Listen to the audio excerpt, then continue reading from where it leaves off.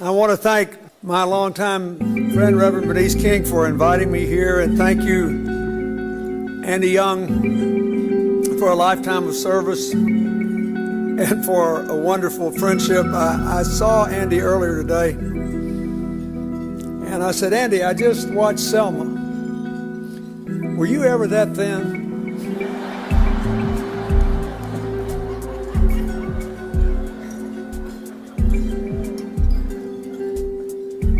And he said, yes, he was. And they were dodging so many bullets and blows, they all needed to be skinny. Dr. Ferris, congratulations on your award.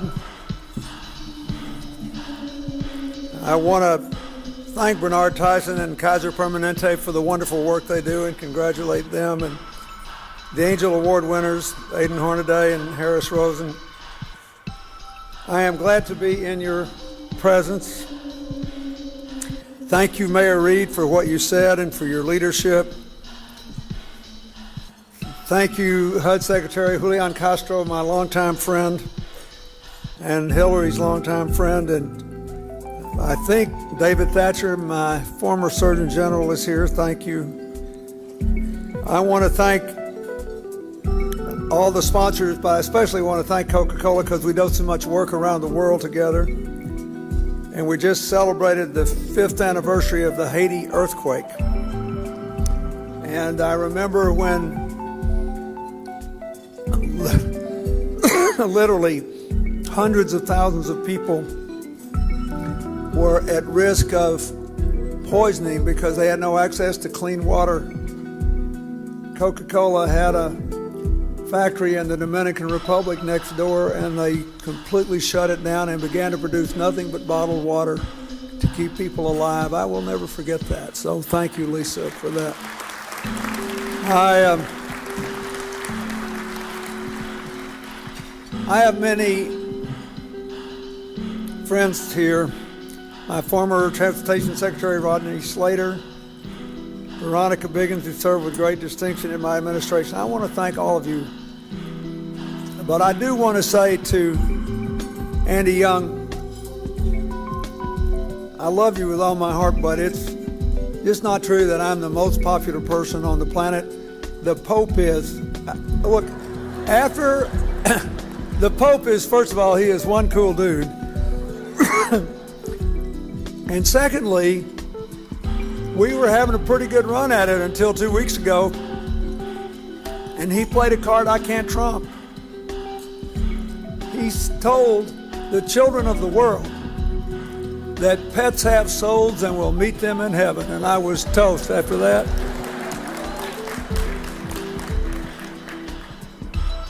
And then my beloved lab, Seamus, whom I named for the great Irish poet Seamus Heaney, died 13 days short of his 13th birthday, and the Pope got my vote too. We're all laughing about this, but I wanted to make a more serious point. Long toward the end of my presidency, I made a farewell tour thanking the people of my native state in Arkansas for their support, thanking the people of Chicago for their victory on the primary on St. Patrick's Day, which helped to ensure my nomination. I did a bunch of those stops. And I remember how grateful I was, and I won't get political, but one of the African American religious groups had been especially active on my behalf, and the presiding bishop was on the stage with me, and I was thanking them, and he was the president of the organization. He wasn't the presiding bishop, he was the president, and I said I was so glad to be in an organization led by a president who was not term limited. And he walked up to the microphone and he said, "Oh, we're all term limited." I never forgot that. I say that because if you haven't yet, when you go to see the movie Selma, you will see the enormous pressures imposed on the King family and the friends of Dr. King by his sense of his own mortality. It is a terrible thing to live with it as a looming threat, but a wonderful thing to be able to walk through life not afraid of its inevitable end. The difference is whether you live in a form of hell on earth or in a beloved community.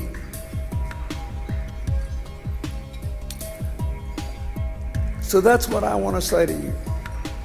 Stuff you saw up there, I don't deserve any credit for that. After the life I've had, what kind of person would I be if I didn't try to give other people who grew up in limited circumstances the same life chances I did? There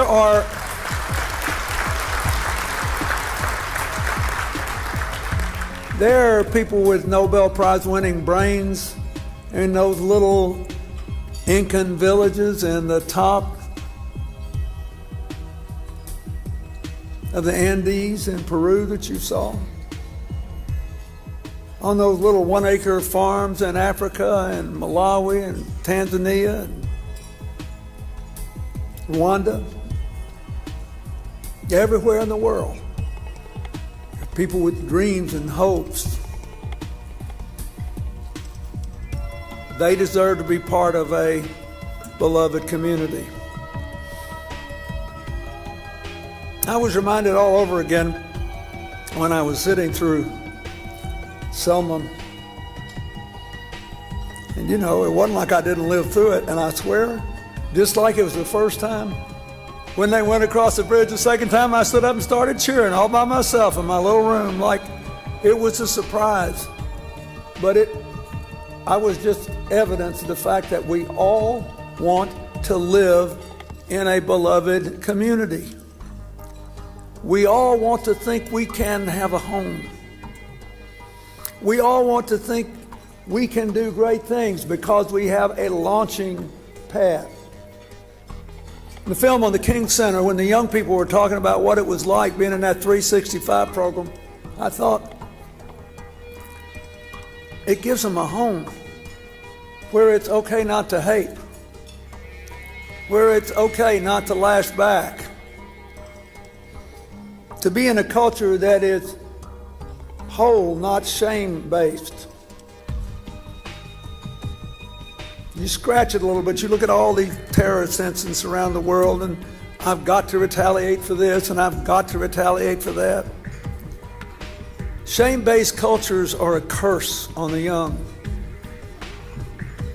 Faith-based cultures that are whole create beloved communities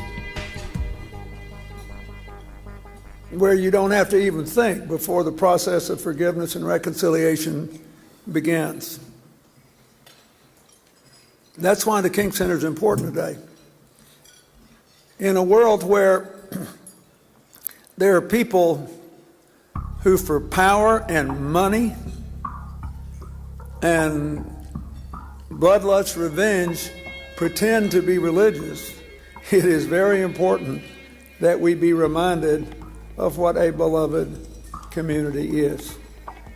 It is very important to remember that at the end of his life, Dr. King was in Memphis, across the river from my native state, helping the sanitation workers on his way to kick off the Poor People's Campaign in Washington, D.C., because the beloved community is about inclusive economics and giving everybody a chance to work and be rewarded for it and to rise as hard as they can. The beloved community is about an inclusive society, which is why it's important that we've been celebrating the 50th anniversary of the Civil Rights signing beginning last year. And it is about inclusive politics, which is why it will be important in this year to celebrate the 50th anniversary of the Voting Rights Act. Our beloved community does not have us all being soft-headed and agreeing on everything and going all goo-goo on each other. It's just a place that says what we have in common is light years more important than what divides us.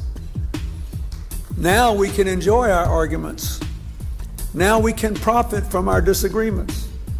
Now we can learn from each other and our different experiences because we have accepted our obligation to create a beloved community. Now let's argue about how best to do it. Since nobody knows everything and nobody's right all the time.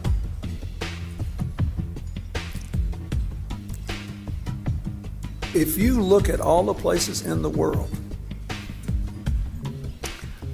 where people should be glorying in their youth and instead looking for some way to blow themselves to smithereens because they have been convinced that God has something to do with a culture of constant anger and resentment, and it really is okay to kill people for no good reason other than that they are on a different path to find the same God you have. Trust me, this has never been more important. The most important conflicts in the world today are not over economic policy, though they are profoundly important. Not over voting rights, though they are really important. Who would have thought the Voting Rights Act would someday be used to isolate the African American community? Relax, you win every election, it's just that you won't have any power anymore. As important as all this is, the most important conflicts in the world today are identity conflicts. And the first decision everybody has to make in a world where we're all term limited is whether or not our differences or our common humanity is most important. The beloved community has a one bottom line expression. Our common humanity is more important than our interesting differences. That's the only way we'll ever get to getting the benefits of our differences. In my last year as president, we succeeded in sequencing the human genome. I spent $3 billion of your money on it. I hope it's okay. I think it was worth every penny. We have now received, in the last 15 years, according to a survey done last year, $186 billion in return investment on that initial $3 billion. But far more important is what we know about each other. And we know, if you look around this vast, diverse crowd tonight, that every single difference you can see in the group that is not age-related is rooted in 0.5% of our genome. We are otherwise 99.5% the same. Men and women, white, African American, Hispanic, Asian, every single non-age-related difference you can see in this audience, every single one is rooted in 0.5% of your genome. But we spend 99.5% of our time thinking about that 0.5% that's different. Don't we?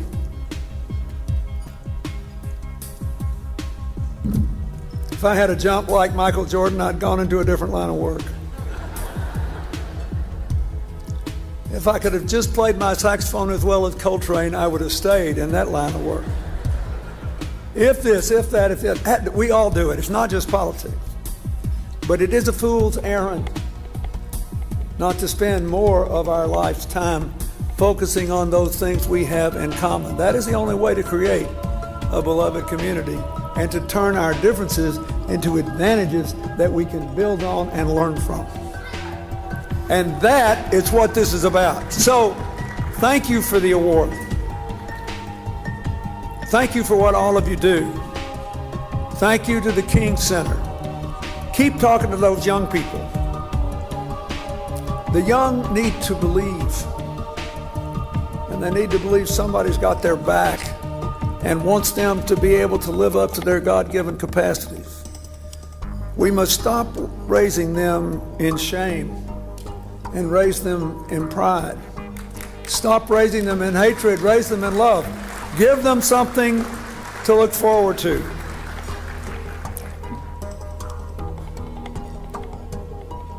"50 years ago, a lot of people took a lot of chances. Walking across the Edmund Pettus Bridge, just showing up for church one Sunday in Birmingham, driving people back home after they'd been a part of some movement activity. To get up and walk through the day and breathe was a chance.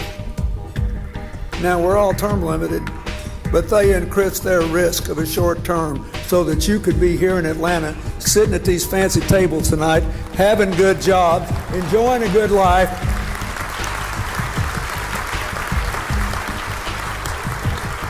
The least we can do is to give our young people a down payment on the real beloved community.